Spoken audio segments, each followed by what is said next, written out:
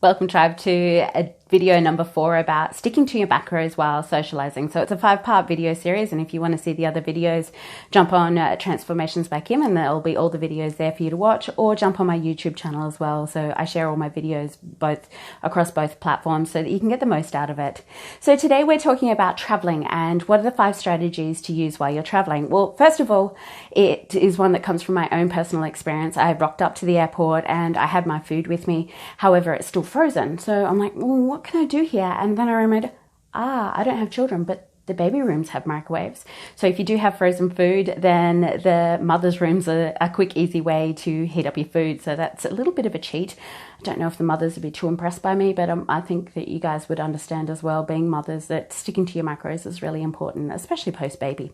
The next one is to use intolerances. If you're traveling by plane, then this gives you an opportunity to say that you'd like a low-fat meal or a vegetarian meal, or I'm celiac, so the food that I have is obviously gluten-free, so it's very unlikely for a dessert that I end up with a pastry. It's usually something like fruit salad. So you do get the healthier options instead of the run-of-the-mill meal that you do get on airplanes. The next one is taking a water bottle with you, whether that be in a plane or when you're traveling by car. If you're traveling by car, as human beings, we actually mix up whether or not we're hungry versus we're thirsty.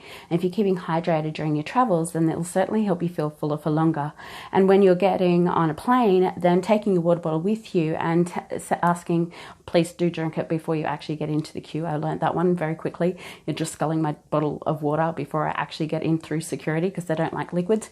But taking that actual water bottle onto the plane with you, you can ask the flight attendant to refill your water bottle for you. Instead of getting those little tiny cups to drink, you actually have your whole water bottle there, so you can keep nicely hydrated through your whole entire flight.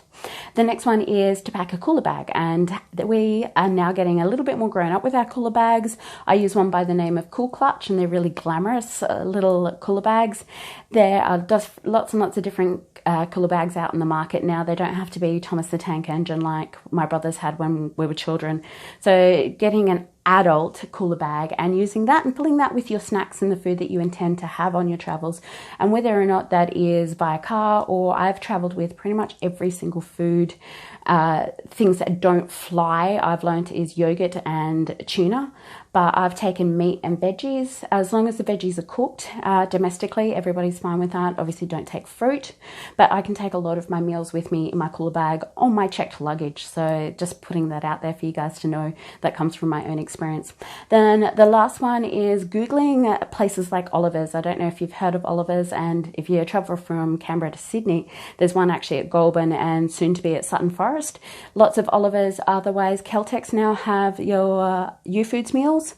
A shout out to Caltex in, I know our Gold Creek one certainly has, and a few other the Caltexes are gearing their food more towards the healthier market. So Googling where the Caltex or Oliver's food or any of the real cafe kind of meals that you can get, as opposed to McDonald's or drive-through. So just planning where your stops are going to be along your travels so that you know where to stop, and just having a bit of a plan, Googling ahead as to where you're going to stop. So these are the 5 strategies. If they've helped you, I'd love for you to share my videos and get the message out there so that I can help other people along their journey to be fit and healthy. So have an awesome day, tribe, and I'll talk to you soon.